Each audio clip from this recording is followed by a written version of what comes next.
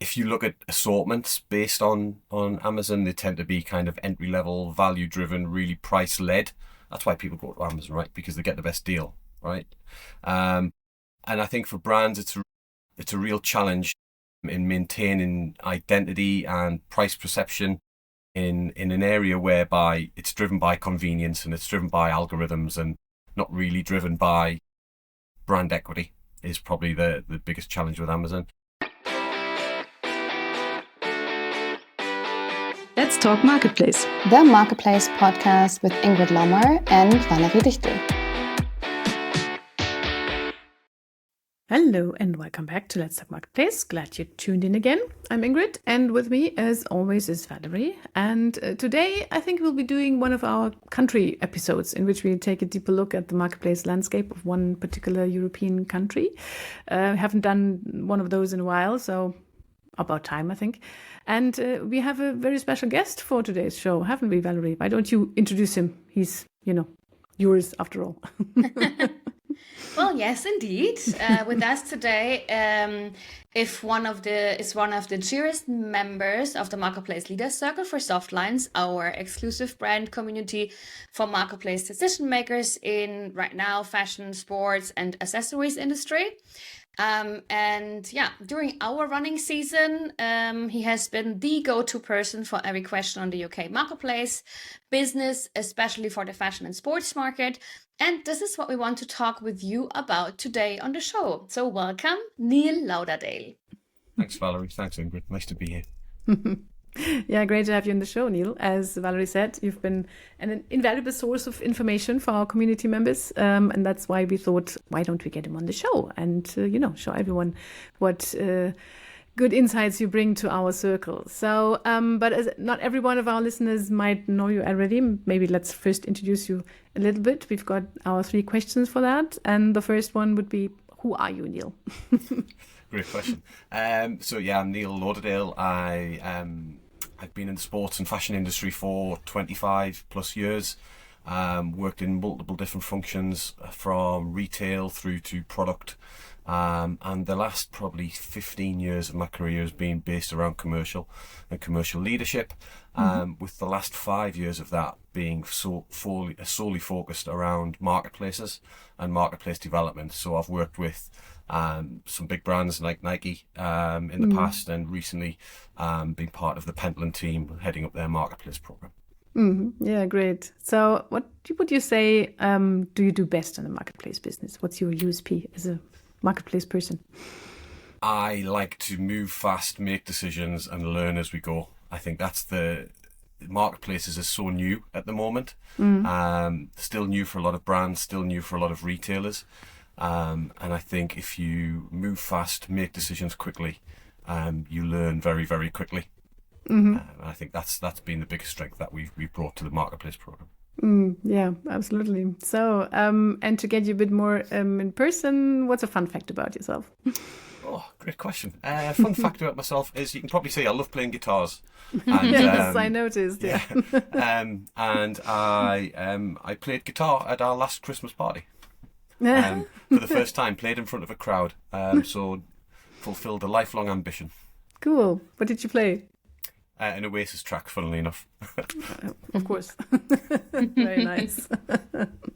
Great. And Neil, you're also located in the UK, right? Yeah, based in the UK all my life. All the roles I've had have been UK based, although the current role or the role I've just come from did have EMEA responsibilities as well. So I've kind of seen it from both sides, from both the UK perspective and also the European perspective. Yeah. So Ingrid, as I told you, right? Neil is really the perfect guest if you want to debate the UK marketplace business for fashion and sports. And that's what we will do after a quick look at our partner, Pixel Moda.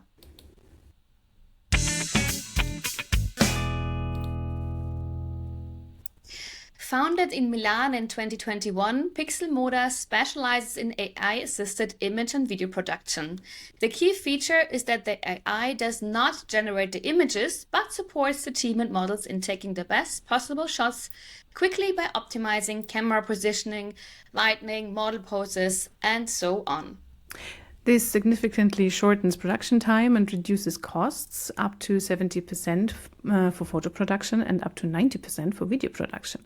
So this is money that can be reinvested in the production of more visual content, for example, videos, which you normally might not do maybe.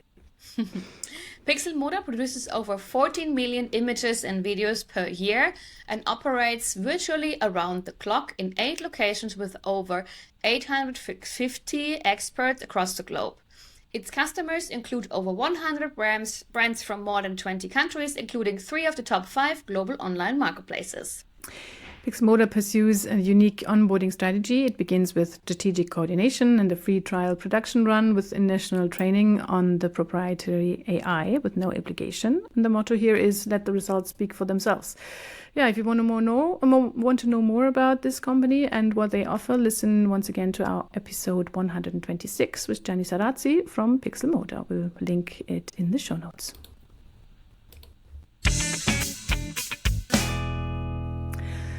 Okay, then I would say let's go get started and learn a bit more about the UK fashion market with the help of Neil.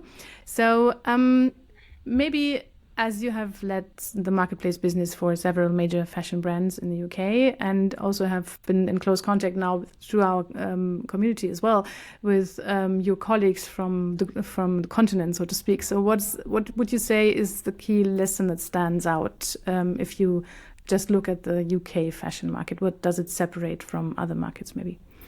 Yeah, I think from a marketplace point of view, it's the biggest lessons we've taken is that it's not just another sales channel. You can't treat it just like another sales channel. These have to be seen as brand building kind of ecosystems for your company. And success is all dependent on balancing that commercial need with brand integrity.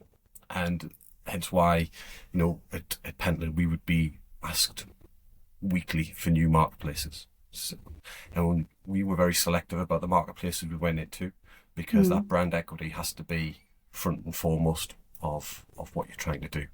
I think the other big learnings for us was around data. We thought our data was good, and it probably wasn't as good as it needed to be. So the data has to be clean, it has to be robust, and it has to be really consistent for success across all marketplaces. I think then you've got to look at data, and the content has to be consumer relevant.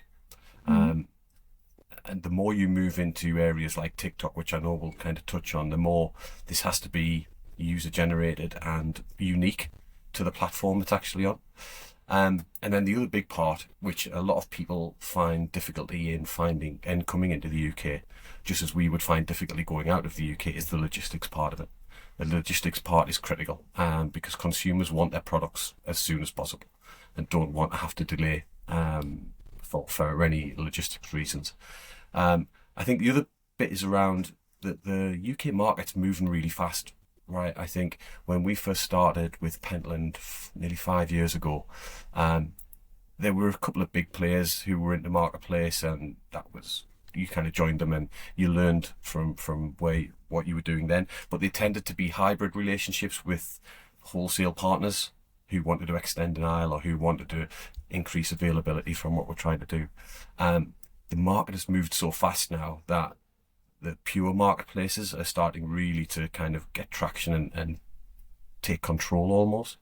That includes a lot of work around pricing. So pricing becomes really, really important for the UK. And storytelling, because it can't just be a brand moment.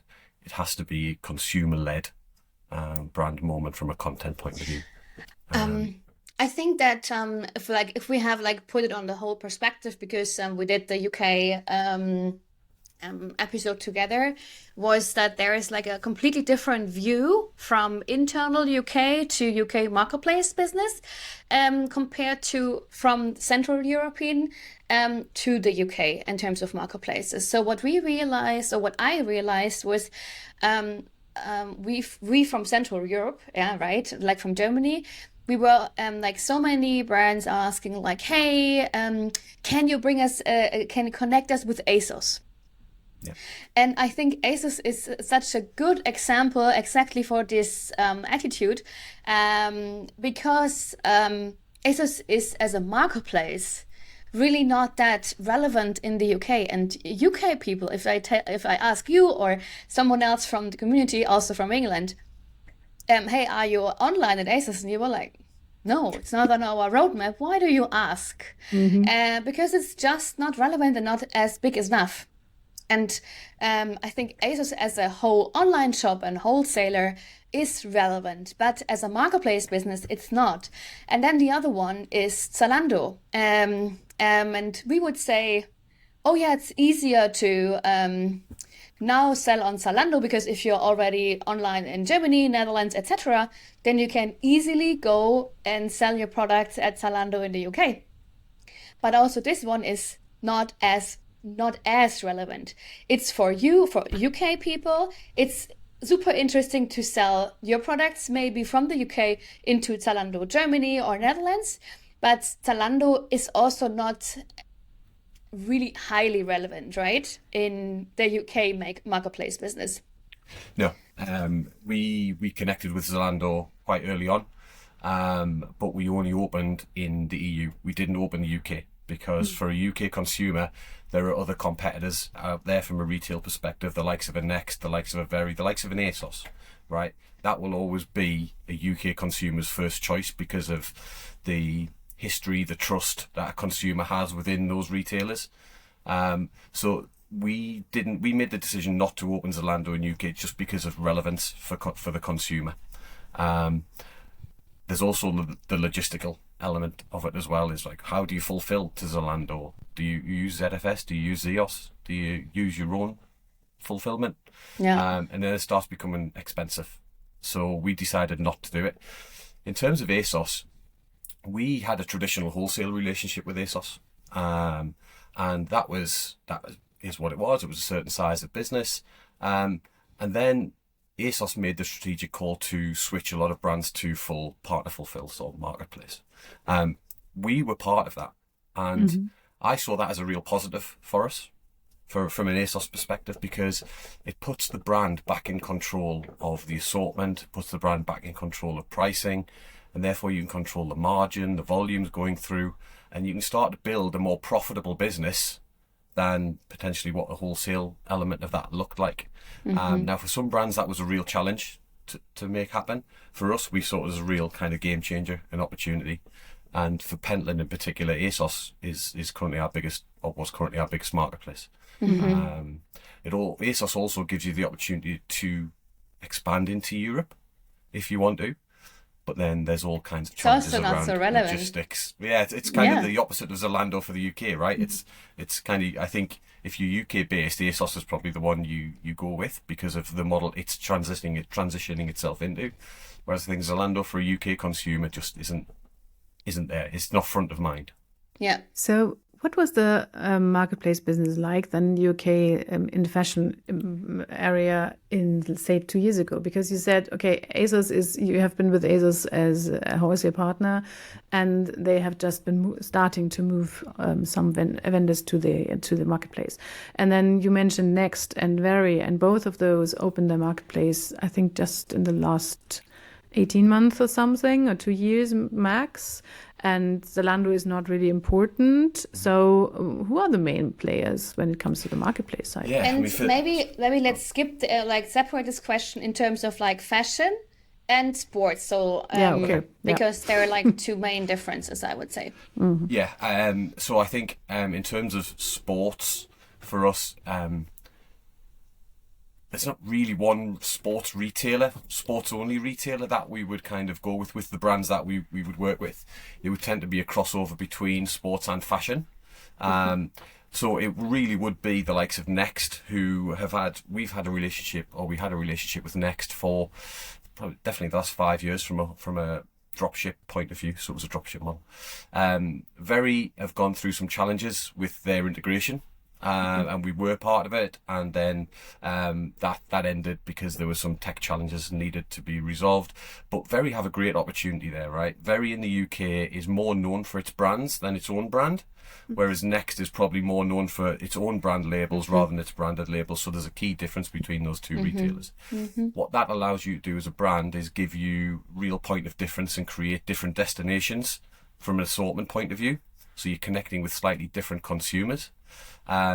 Next, the business with Next really is always there to support the wholesale model and really kind of showcase depth and range extension to try and grow a total business. Very's model was really similar, but what we found with Very was more around expanding our brand footprint, if you like. It's really about putting our brands where potentially they wouldn't have been, because Very is probably more of a fashion-led retailer than a sports-led retailer, and some of our brands were more sports than fashion. So I think those are two really key retailers in the UK. Then I think you've also got to look at the likes of Debenhams, who are just completely changing their model and move to the Debenhams group, start looking at full marketplace program for brands now. I think that's a great way of getting your brand in front of, again, a slightly different consumer demographic. And Debenhams' approach to it is that they make it really easy for you to integrate. Okay. Right? It's really simple. You can be onboarded within 2 weeks, whereas some of the others, you were talking months to get onboarded.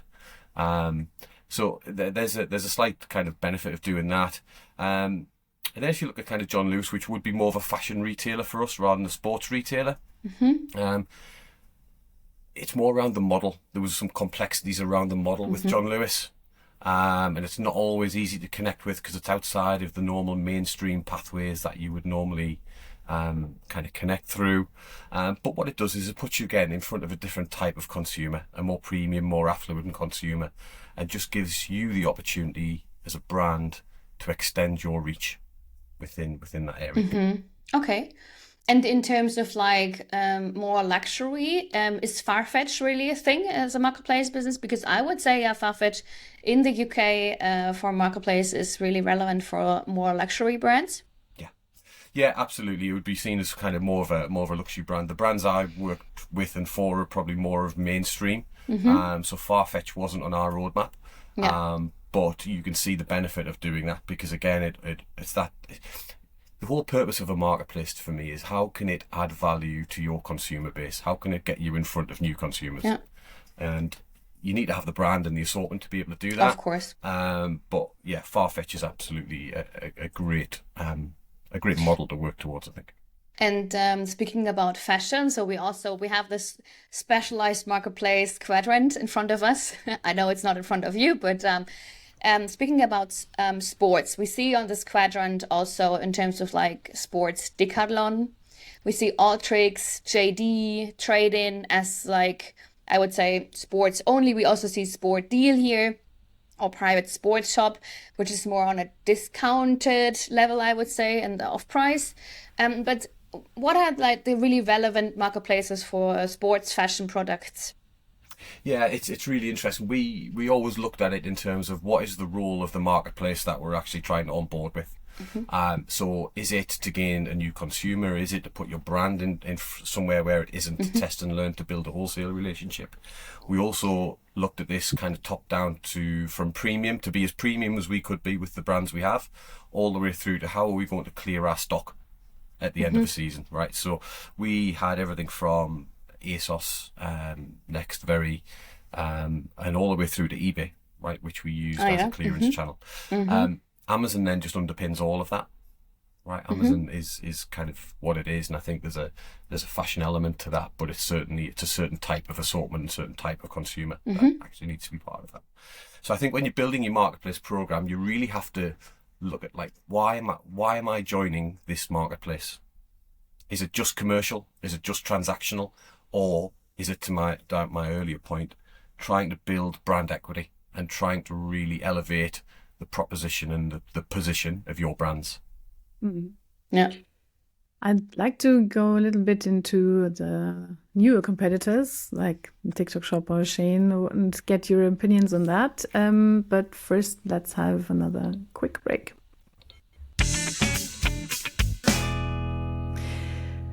Because I wanted to give you a little teaser on our episode 131, which is due in 2 weeks' time. And that one features, as a guest, Jan Utterrodt, head of support of the tax tech company Taxdoo.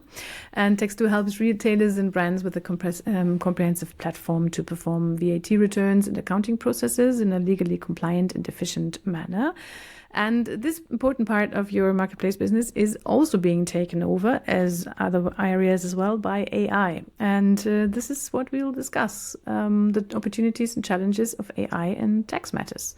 Let's see what Jan is going to say about that. Yeah, for example, we will discuss how AI can help speed up tax processes and reduce costs. And of course, how AI can support you, for example, in correctly declaring VAT, depending on the country and product. And you will want to know that because deficiencies in the processing of customs and VAT payments can quickly get you in serious trouble. And that's you in trouble, not the AI. So tune in 2 weeks and you'll be sure to learn something new.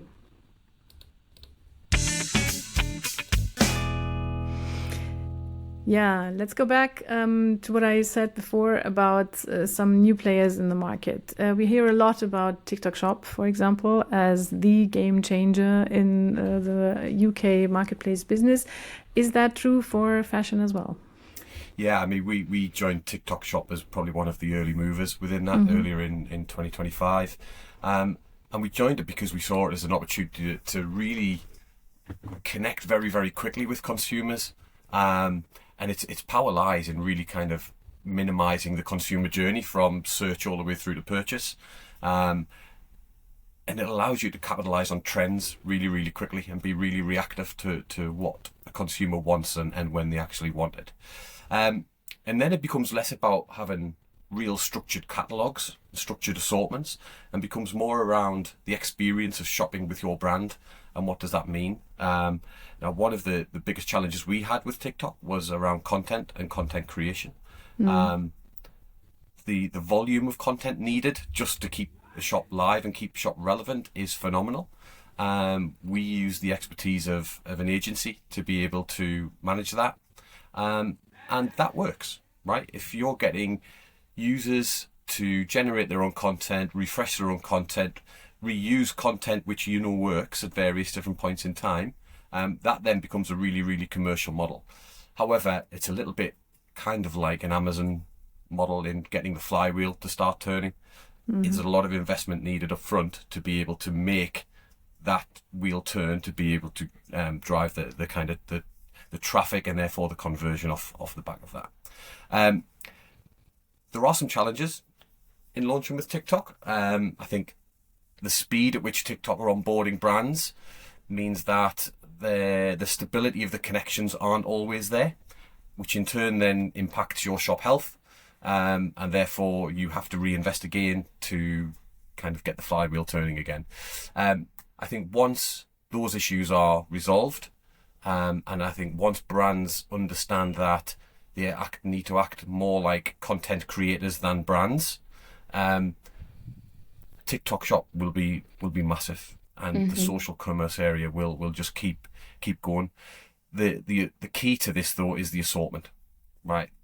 What we learned very, very quickly is that it's really promo led, and it has to be a deal, it has to be an offer, and it has to be kind of lower price point items, which means you're driving volume rather than driving kind of margin and top line sales. So I think as long as you go into it with your eyes open, that you may struggle to sell £400, £500 jackets, but you may sell lots and lots and lots of £25 t-shirts. I think as long as you go into it with your eyes open, then it becomes a really relevant platform from which to connect with consumers, be relevant with consumers, but also start to commercialize that relationship a lot more. Now you also need a lot of like different kind of content compared to usual marketplace content, right? I mean, I think that's one of the challenges. But speaking about other new marketplace channels and talking about Temu and Shein, how relevant are these ones for the fashion and marketplace business in the UK? I think they're becoming more and more relevant. I think there's obviously a big push from both areas to try and onboard brands as quickly as possible. I think both of them are open marketplaces, so actually you can see your brand on a marketplace like Temu or Shein when you haven't necessarily sold that product or you don't control that product. That becomes a bit of a challenge when you're trying to manage brand equity and manage the perception of your brand. So I think they become relevant when that can be controlled a little bit more and can be focused a little bit more around the brand and the power of a brand rather than just having lots of choice on there, because then it just becomes a race to the bottom on price. And from a brand point of view, that's not what anyone really wants to kind of manage with. You want your brands to be premium and profitable at the same time. And the volume of consumers on there is the attraction.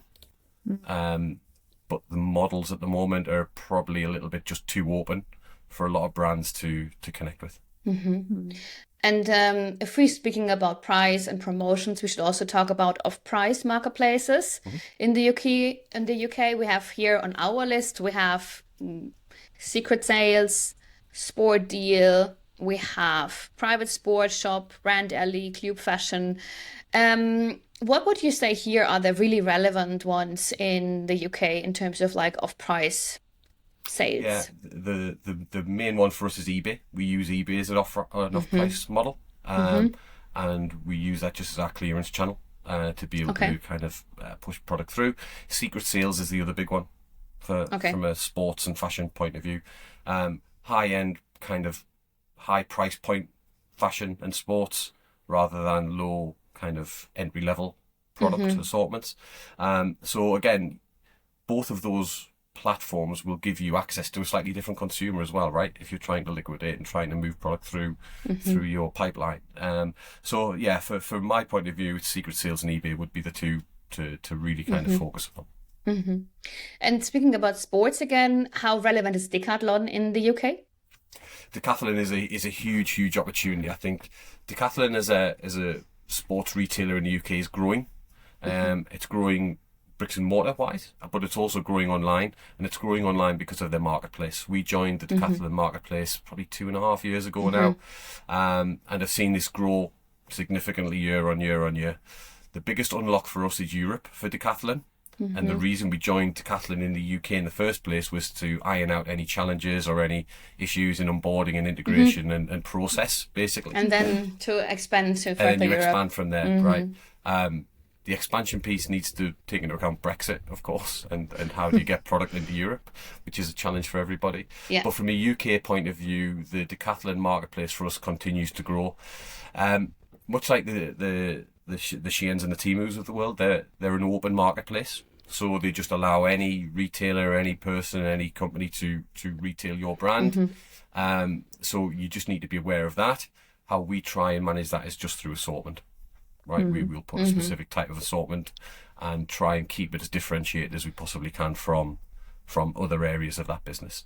By doing that, you can create destinations and kind of drive demand through the consumer, right? But yeah, Decathlon's a real big sports focus for us, and certainly one that would give you huge opportunity if you were to expand it outside of the UK as well. And if I think about all the talks we had between Europe and Brexit reasons and UK and how to do marketplace business across, etc., two main topics always pop up is logistics, as you also already mentioned it, and also the tax topic, right? So we also had a talk this week with another marketplace, other category, but they were like, yeah, we want to definitely have more German sellers on our UK platform. And we think like, yeah, that's quite interesting. And they were like, yeah, but they now need, they first of all need a UK entity. And then we were like, the UK VAT number and stuff. And VAT number. And then it's like, there's so often so big hurdles to really enter the market. So that was one main topic, and I think you can solve this, but you really need to properly decide, okay, let's expand from Germany to UK and let's do this properly. Because sometimes I go for this, like, yeah, go for it, test it, right? This is what I, for example, recommended in the past, is like, hey, you're already on Zalando, you can also try Zalando UK and see how it works there. But what I learned from our session was like Zalando UK is really not that relevant. And then the numbers you want to learn with or learn from, they are not big enough. And then it's then you can easily come to the assumption, yeah, UK business is not worth it, but it might be, right? So what my overall conclusion after our session was that we assume in Central Europe, we know how the UK marketplace business is running and which are the ones who are really relevant. But then, oops. I moved my microphone was gone. And then we're talking to UK people, and then we're like, maybe we should have a more deep dive talk because we assumed wrong. That might also be the reason why, because what we also heard several times is that European brands starting in the UK and then not being too happy with their experience because things are not working that easily or not working out well, and everyone goes like, yeah, but this is the biggest market in Europe, so shouldn't we make lots of turnover? And they don't, because they go for the wrong platforms or don't really have their, don't know how to address the UK consumer or whatever. So things are difficult. But I'd like to return to what you said, Valerie, about the idea of using Zalando as a tryout zone, which is not really working. What about Amazon then? Because I know Amazon for fashion is always one of those topics, but still, I mean, it's a very big marketplace, and they are one of the very little marketplaces who have this Brexit problem at least halfway sorted out. So is Amazon a good tryout zone? Yes and no, right? I think in terms of logistics, absolutely, because there will be a solution from Amazon that can help you fulfill quickly and relatively cheaply wherever you need to kind of launch. I think the challenge currently with Amazon as a fashion retailer is that it's not a real fashion destination for like an aspirational consumer, but it's logistics that really allow it to be that at the moment. If you look at assortments based on Amazon, they tend to be kind of entry-level, value-driven, really price-led. That's why people go to Amazon, right? Because they get the best deal, right? And I think for brands, it's a real challenge in maintaining identity and price perception in an area whereby it's driven by convenience and it's driven by algorithms and not really driven by brand equity. Is probably the biggest challenge with Amazon. I've worked with brands who decided was part of the strategy to work with Amazon, and some brands who've decided to not work with Amazon, right? I think either way though, anyone involved in a marketplace program needs to really understand Amazon, needs to understand how it works, what it can do, and how it'll benefit you and your brand, because the right decision might be not to go on Amazon, even though it offers logistical kind of supply chain ease. It doesn't always add to brand equity is the biggest challenge on there. And I think this is like an Amazon overall issue for years and years and years. I mean, I worked for Amazon Fashion like almost 10 years, 8 years ago. And back then, Amazon always wanted like to be the fashion player. And they always tried it and pushed and invested tons of money to be more relevant in the fashion business. But still, big luxury brands are not there yet. I think they will never be there, or just occasionally, or with like a small assortment, which is maybe the entry assortment, etc. But I think still for fashion brands and sports brands who are more on this entry to mid-price level, I think Amazon is really still a good option, especially for the ones who have like a big NOS assortment. So ones with basics, underwear, kids products. I think that's quite relevant still. but the higher the brand is positioned, the less it's they are eager to start on Amazon or to sell on Amazon. Yeah, completely agree. I think when I worked at Nike, it was always Amazon. We're not going on Amazon. It's not part of what the strategy is. It's not part of what we want to try and do. If you look at Nike recently, it's gone on Amazon because it has to start buying back some market share, right? And it's got to start getting its product out there. Now it's done it with a really tight, small assortment in certain territories. But they're doing it for a reason. They're not doing it to build brand equity. They're doing it to gain some revenue back into their business. So, and in the end, every brand is, or almost every brand, is already sold on Amazon due to grey market, other retailers, etc. So, well, the same thing might be true at the moment for Temu and Shein to turn the topic back there, and brands will need to find a way to deal with those as well, just as they did with Amazon. Maybe as the last question, Neil, let's have a look out into the future. At the moment, what I find interesting in the UK market is this the start of all these classical retailers like Next, like John Lewis, like Debenhams, also Marks and Spencer's is also going for the marketplace direction. So there's a lot of movement at the moment in the marketplace landscape in the UK. What do you think of all these copy and paste miracle marketplaces that are erupting everywhere in the UK at the moment? Is there one that you look to and say, okay, this is going to be the leader in the future, or is that still completely open? I still think it's open. I think it's all dependent on brand. I think it's all dependent on the consumer you want to try and hit. What I do think, though, is that the reason why more retailers are starting to turn to marketplace is because the stock risk, is because it takes risk away from their business. And a lot of retailers are trying to de-risk in these pretty kind of uncertain economic times. However, brands need to continue to put their brand in front of people, right? So I think that it's an ideal meeting of the waves whereby a retailer can still show choice and options and depth with a product, and a brand can also drive some revenue through that as well. So I think it's all pretty... I don't think there's anyone that really stands out at the moment. I think if we look further into the future, I think, around social commerce is going to just continue to grow, because that's ultimately how the younger consumers of today are shopping and want to shop and want to engage with brands.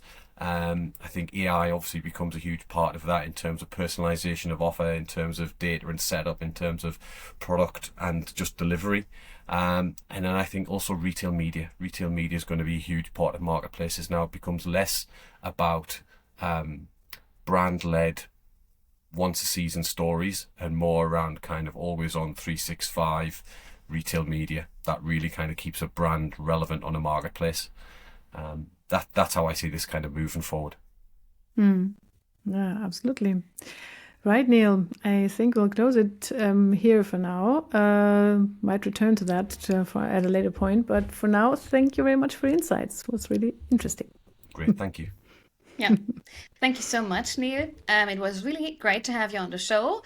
And as I always say, the best insights come from talking to your community, your peers, or by listening to our podcast, of course. So make sure to follow us and rate us on Spotify, Apple Podcasts, YouTube, or wherever you are listening to us. And of course, by tuning in again next time. Yeah, so for now, thanks for listening. Bye-bye. Bye.